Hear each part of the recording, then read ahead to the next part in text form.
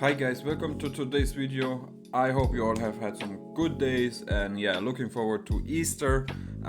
Yeah man, like very exciting days. And guys, for today's video I want to go through an article I found here on Bleacher Report, and it's called Every NBA Team's Biggest Regret This Season, written by Greg Swartz a couple of days ago. And I think it's the perfect time of the season to do such a video because yeah, regular season is over, play-ins is over, and the playoffs are going to start. So let's have a look back at every team's biggest regret this season. And guys, if you enjoy my videos, leave a like, subscribe to my channel, it's very much appreciated. And let's jump right into the article. Alright, of course we have Luka Doncic on the main picture, so that's not a surprise at all. We can already see what's waiting for us there. So Atlanta Hawks not picking a clear direction. Yes, so the Atlanta Hawks, they just lost in the play-in, so I was even surprised that they made it that far because some of their best players like Jalen Johnson was only playing like 36 games. Yeah, just always being hurt. They did also make some trades, of course. They gave out DeAndre Hunter, which was a surprise, and it still is actually a shocker because he's doing so well with the Cleveland Cavaliers. So them giving up on him was definitely a surprise. You know, like they brought back some solid players like LeVert and Niang. But yeah, Bogdanovic now with the Clippers, and they got Terrence Mann, so a very busy season. But yeah, I do agree, like they didn't really pick a clear direction. Of course, they had the number 1 overall pick and the last year, and they did pick Zachary Risashe, if I can speak correctly. My goodness, 75 games played, about 13 points, together with about 4 rebounds and yeah, 1 assist. So yeah, he didn't have the best year, but you know, I was afraid that he could become a bust, so I'm happy that at least this guy worked out.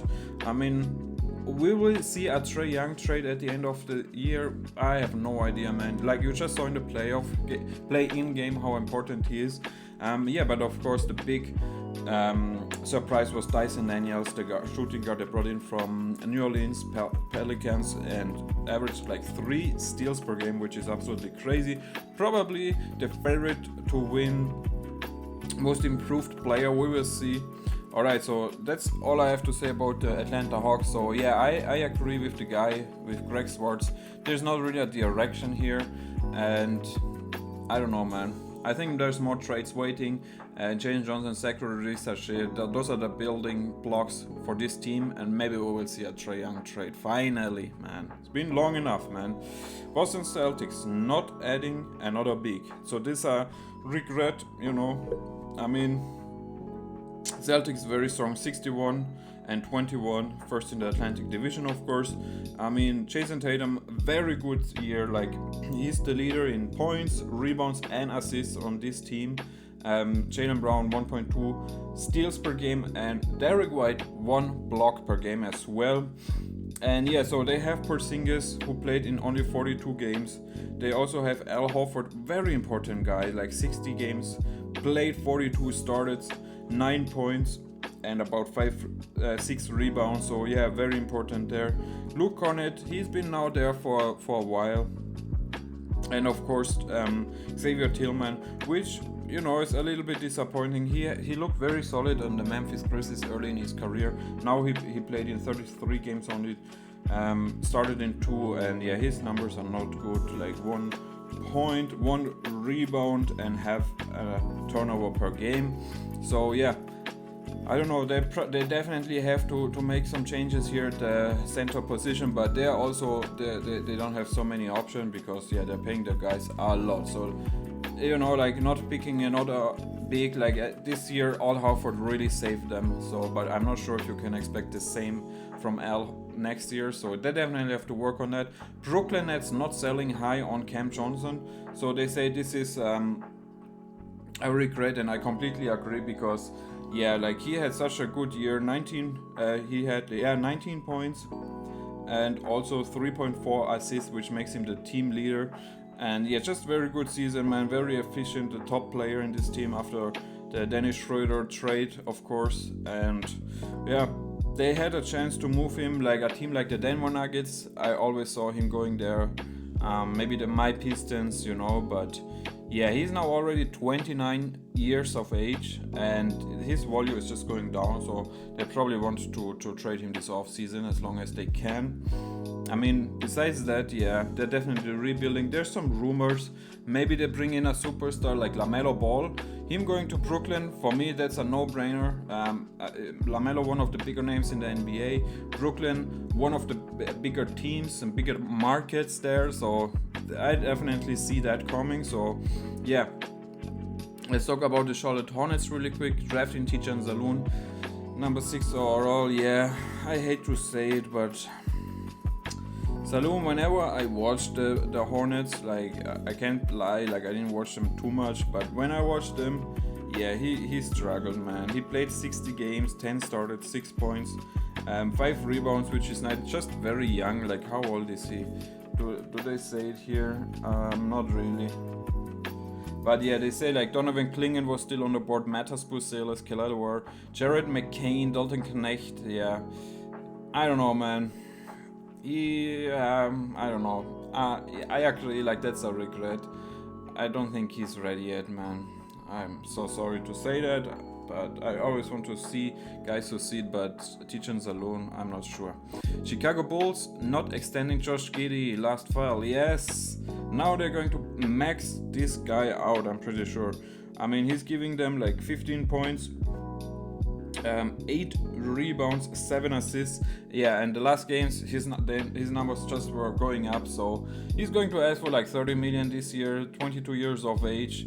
And yeah, the last 2 months, like 21 points, 10 rebounds, almost 10 assists, 1.5 steals.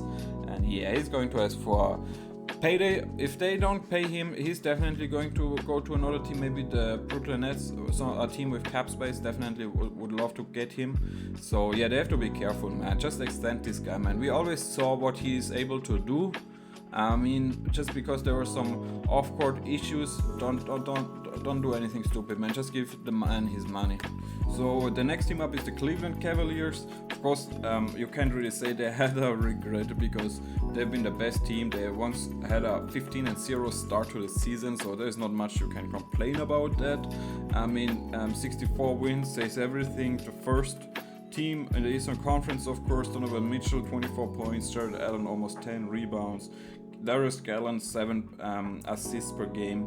So everybody, all their star player really delivering. They also brought in DeAndre Hunter at the trade deadline, which was a shocking move. I mean, just a good fit. Ty Jerome, almost a candidate for most improved player in my opinion. They did lose Caris LeVert and George Niang, which is fine because they, like I said, they hit the jackpot with DeAndre Hunter. That's exactly the small forward this team was missing. I mean, yeah, very solid team. So this argument is the biggest regret, the 2025-2026 financial outlook. Yeah, it can make sense because they're going to hit the second apron, so they probably have to let some people go, like Max Strus or Isaac Okoro. Probably have to put like a draft pick with them, so they can go out to a new team, because yeah, I don't know if anybody would want this big contract from Max Strus. So you're probably losing a couple of second round picks in my opinion. So next team up is the Dallas Mavericks, executing the worst trade in NBA history. I'm not sure, man. I'm really not so sure, man. Like, of course he's only 26 years of age, Doncic, but you know, he's not won a championship. Let's be sure, let's be just honest about it. There's not won an MVP or anything like that. And I'm a little bit tired. Like, AD is such a good player. Like, of course, yeah, you always have the health issues, but if he can stay healthy, like, I kind of wish and hope for the Mavs, because yeah, I feel bad for Nico Harrison, to be honest. I mean, he doesn't have a lot of people believing in him, and you know, I have respect for him. I said it so many times, like, if somebody is making an unpopular decision, it's so easy to just hate on him. I mean, but you know, like, let's just be fair, give him a chance. Let's look back at the end of the season. Maybe I'm wrong, maybe the Lakers win it all and I look like a complete idiot, and yeah, they're going to go build a dynasty around Luka. maybe, but I just want to give him a fair chance, so I'm not too mad at it, man. Like, I'm more chilled about it. I mean, let's hope Kyrie can stay healthy, AD can stay healthy, Klay Thompson improves a little bit. And of course, Daniel Gafford, just a monster. I hope he can stay healthy as well, because, the health, that's definitely the biggest problem. So, let's see, man. Denver Nuggets not firing Calvin Booth earlier. I mean, this came out of nowhere that this guy was fired, especially with Coach Malone. But if you look at his deals, the ones he made, like bringing in Reggie Jackson, just to send him out with some second round picks later, so that's terrible. I mean, Zeke Nashi, 4 year, $32 million deal. You're not able to keep KCP or Bruce Brown a year prior to that. And I don't know, man. I don't know what's going on or what went on behind doors. But this was definitely a shocker, like that both of Booth and Malone were fired at the same day. And but the Nuggets have looked very good. They've not lost a game with the new head coach or interim head coach, so maybe they have a better chance. But Coach Malone, like, all the respect to him, man. What he made out of Jokic, that's so much accomplishment, man. So good, man. Detroit Pistons, my favorite team. Not buying at the trade deadline. Nah, I'm good, man. Like, we accomplished more than we thought we would. Like, we ever thought we could in this year, because coming out of last year, it was terrible. We did had a good offseason. We brought in some new manager like Trashan Langdon, I think is his name, from Washington, if I'm not mistaken. Of course, a new head coach, JB Bickerstaff, and then like some good players like Tobias Harris, Malik Beasley, Simone Fontecchio was there already, but like just some good veterans, Tim Hardaway Jr. of course, and just it looked very good. And I'm a big fan of just building a team organically. Like, just give it time. Like, you have good veterans, and so I'm good, man. So I'm happy we didn't go for like a Jimmy Butler or somebody crazy like that. Like a smaller player, like I would say like a Cam Johnson, that would be nice. I mean, good shooting, so that's somebody we could look at the trade deadline for. Golden State Warriors not trading for Jimmy Butler earlier. I think it just didn't really work out earlier, because Butler, the Heat didn't really want to let him go, I believe. I'm not sure, but I don't know. This is just a stupid saga. I'm happy that this is over, and he has a good time with the Golden State Warriors. 2020, 22 wins and 9 losses at the end of the year. So, if I can speak correctly, maybe he can bring them back to the finals. We all know what he can do in the playoffs, and Steph Curry, Drummond runs still being there. Coach Kerr, they all know how to win playoff games, playoff series. So I'm rooting for him, because I want Steph Curry in that good conversation. So I hope he wins another championship, man. Houston Rockets not using Amen Thompson in the starting lineup earlier. Again, like, he's so young, he's going to start the rest of his career, and sometimes people or players, they just need time, and just learn from your vets, just see how the work of a professional NBA player works, like a regular starter. When you come off the bench, you can just observe better, right? And I think Amen Thompson, just from the interviews I watched with him speaking, he's so intelligent, and I think he really observed a lot and just learned a lot about the game. So I don't know, man. It's alright that he didn't start earlier, in my opinion. Indiana Pacers not finding more playing time for Jarvis Walker. I completely agree. 15 minutes in year 2. I mean, you have Pascal Siakam and Obi Toppin, so that Obi Toppin extension might be a little bit stupid, because the 21-year-old Jarvis Walker probably has more potential, so I would probably just stay with him.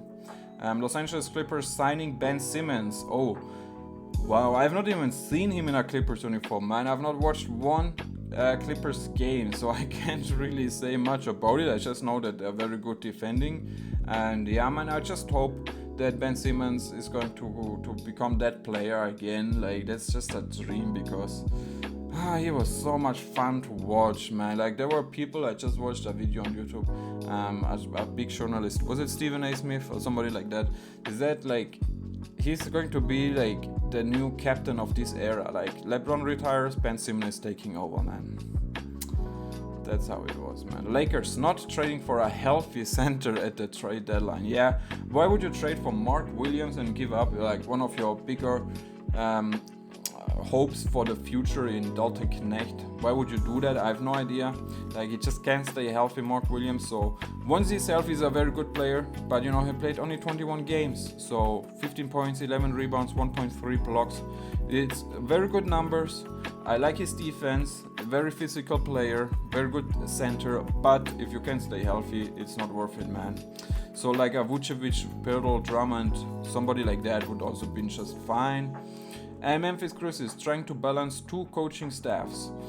I mean, yeah, I'm actually saying, like, you know, Thomas Lisalo, like the new head coach from the Memphis Grizzlies, he used to be the coach of this small little town I live here in Germany, Crailsheim, Merlins. I watched him in the arena live a couple of times, and you saw the potential there already. So that's like 5 years ago. Like, I mean, you know, like he was very popular, man. But I never saw it coming that he's going to make it to the NBA. So I'm rooting for him, man. Like, we have two players from Crailsheim, Merlins. Actually, one player in Haywood Highsmith from the Heat, and now Tommaso Lisalo as the head coach. So yeah, it's funny, man, because this team here in Crailsheim, they're so small. Like, it's not like Bayern Munich or Bonn or Berlin or somebody like that. It's a very small town. It's like 20,000 people who live here or something. So it's, yeah, man, respect that they made it all the way to the NBA. Alright, guys, so that's it for today's video. I'm going to go through the other 15 teams in the next video. I hope you enjoyed it. If you did so, leave a like, subscribe to my channel. It's very much appreciated. I love you guys. See you at the next one. Peace.